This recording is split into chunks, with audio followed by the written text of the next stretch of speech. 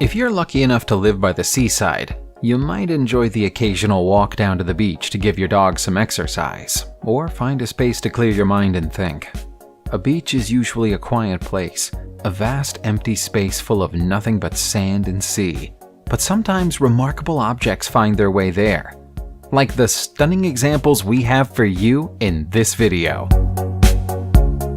Here's something that found its way onto a beach in Wales during the Second World War, and managed to stay there undiscovered for over 70 years. It's the Maid of Harlech, a Lockheed P38 aircraft that crashed while being flown in a training exercise by Lieutenant Robert Elliott of the United States Air Force. Happily, Robert survived the crash, but his plane quickly disappeared below the water and couldn't be salvaged. This unnamed beach on the Welsh Gwynedd coastline is notorious for shifting sands and dangerous tides, and they quickly buried the plane before anyone had the chance to come and find it. It was finally unveiled when the sands moved after a storm. Even though it isn't in the best state of repair, the International Group for Historic Aircraft Recovery think it's a priceless piece of history, and they're trying to get it extracted and moved to a museum. Everything is cold in Siberia, so the beaches there aren't somewhere you'd go with a pool chair to sunbathe. You won't find much sun. In fact, you're more likely to find piles of gigantic snowballs. These images come from the Gulf of Ob, where an 11-mile-long stretch of beach has been taken over by perfectly spherical snowballs, some of which are over 3 feet across the center. Initially, locals suspected they might be a strange art exhibition, but further study has shown that they're a natural phenomenon. They're formed when ice builds up on the beach in solid lumps, and is then rolled across the land by the motion of the tide moving in and out. Once they've reached a large enough size to be picked up by the strong winds which blow in this area, that wind finishes the job by rolling them along the icy ground, picking up further ice and snow as they go. Several supermarkets in the Netherlands were lamenting the loss of their banana delivery when heavy storms battered cargo containers in the North Sea. The ships had come all the way from Cuba and were nearly at their destination when the wind took the containers overboard, dashing them onto the beach and splitting them open.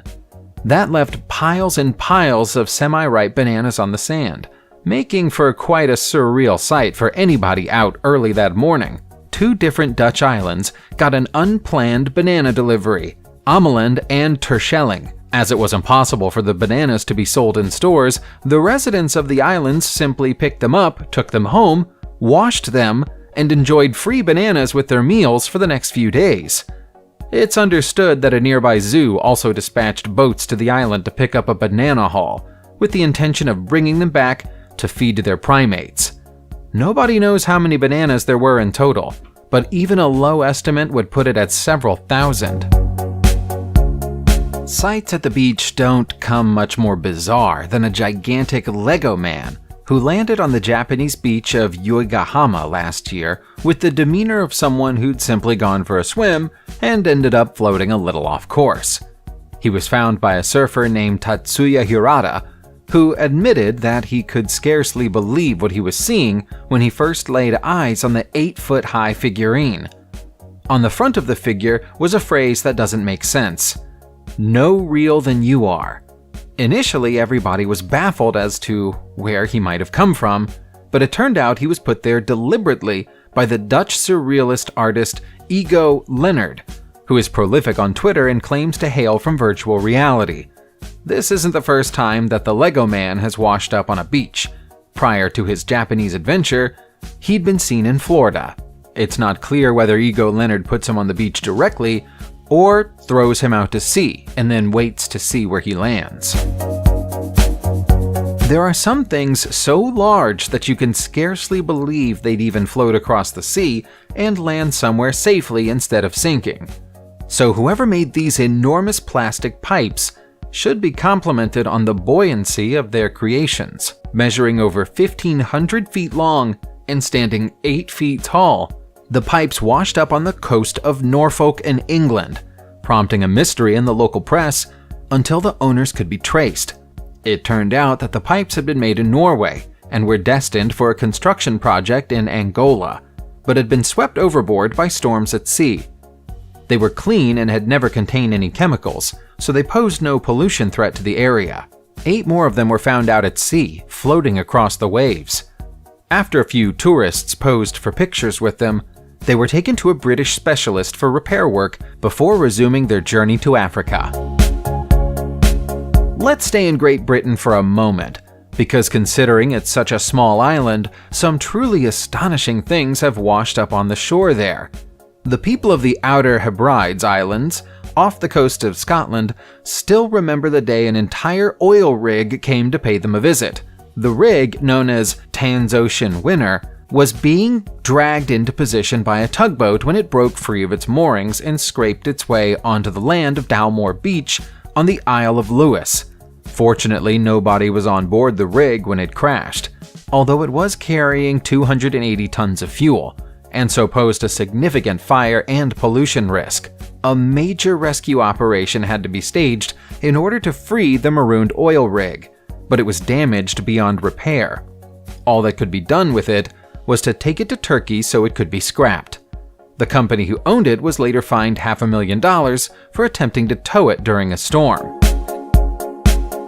At the opposite end of the United Kingdom from Scotland, you'll find Cornwall, which is where a piece of American space rocket was washed onto the beach in 2015. The 32-foot by 13-foot chunk of debris was a fragment of the exploded unmanned SpaceX vessel Falcon 9, which exploded in the air shortly after it took off from Florida in June of that year.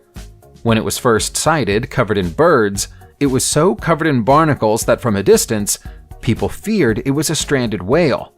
Only on closer inspection did the stars and stripes become visible, making identification much easier. The Falcon 9 rocket was intended to carry a cargo ship up into orbit to dock with the International Space Station, but hadn't made it past the Earth's atmosphere when it suffered a catastrophic failure. Specialist equipment had to be brought in to tow the mammoth piece of debris away. Sadly, we don't know what happened to it next. Kinder Surprises are banned in the United States of America, but they'll be a familiar sight to our European viewers. Many of us have fond childhood memories of being given the candies by our parents and eating the chocolate outer shell before building and playing with the toys inside. Residents of the German island Langeoog were probably transported all the way back to their childhood when hundreds of thousands of Kinder Surprise toys landed on the beach in 2017. It's just a shame that the chocolate didn't come with them. We're not sure whether the chocolate simply hadn't been applied yet or had been washed away by the sea, but the watertight plastic containers had preserved their contents perfectly. They're yet another consequence of large shipping containers going overboard at sea during heavy storms. The police and emergency services didn't need any help with the cleanup operation.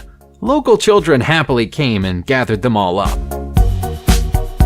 Tombstones from centuries ago suddenly appearing on a beach might sound like a tale from a horror movie, but there's an innocent explanation as to why scores of them were found on Ocean Beach, San Francisco a few years ago.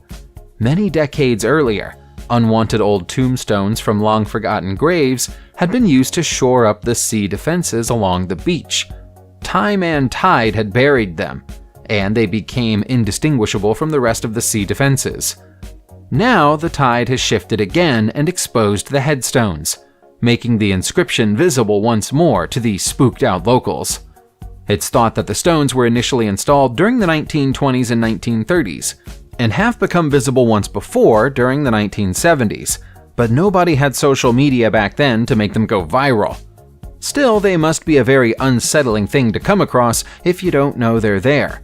Local authorities plan to leave them where they are, as the tide will soon cover them with sand once again. If finding a gravestone on a beach wouldn't make you a little queasy, perhaps this next discovery would. The beachcomber who found this strange, spherical item initially hoped that they'd chanced upon an enormous jewel or a precious stone. They soon realized their error when they went to pick it up and found that it was squishy and fleshy.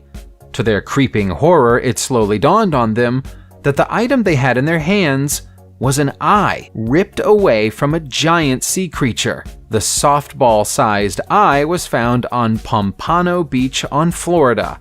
While you or I might have dropped it and run away screaming, the beachcomber took it to Florida's Fish and Wildlife Research Institute, who put it on ice and studied it. Fragments of bone around the eye confirmed that it couldn't be a jellyfish or a squid, and so by process of elimination, they decided it was from a swordfish. We're not convinced. If the eye was this big, how huge must the swordfish have been? We're going way back into the archives for our next incredible find, which is so mysterious that we still can't say for sure what it is, even though people have been trying to identify it since it washed ashore in Florida in 1896. To the press of the time, and many conspiracy theorists since, it's simply known as the St. Augustine Monster. This enormous, fleshy pile is what's known as a globster, an unidentified organic mass thrown onto the land by the sea. Two boys out playing came across the giant mound and alerted a local physician, who correctly concluded that it was the decomposing corpse of a sea creature. At 18 feet long and 7 feet wide, it was originally misidentified as a brand new species of giant octopus. That incorrect label stayed with the St. Augustine Monster for almost an entire century. Photographs were harder to take back then than they are now, and so many of the representations which appeared in the newspapers of the time were based on somewhat exaggerated eyewitness testimonies, which depicted the corpse as a nightmarish monster. Testing of samples of the carcass in 1995 finally confirmed it was the flesh of a sperm whale. If you're an internet vegan, you might remember when the Montauk Monster went viral in 2008. The gruesome-looking bloated carcass was photographed at Ditch Plains Beach in Montauk, New York. It was clearly an animal, but nobody seemed able to say for sure what the animal was. Allegedly, officials came and took away the body, and now nobody is willing to say what happened to it. Instead, a cover story was put out claiming that it was nothing more than a raccoon which had lost its fur in the water after drowning. But does this look like a raccoon to you? The situation was a further wrinkle of intrigue. A few years later, a similar-looking creature washed up on a beach in Brooklyn. This time, the official word was that it was a dog. And again, the water had destroyed the creature's fur and yet mysteriously left the skin intact. They're unpleasant to look at, so we totally understand why people would call them monsters. But if they're not raccoons or dog, what could they be? We know you all love a good mystery, so why not leave your suggestions down in the comments? Subscribe to the channel, turn on the notification bell, and enjoy watching new videos on my channel. Thanks for watching, and see you soon!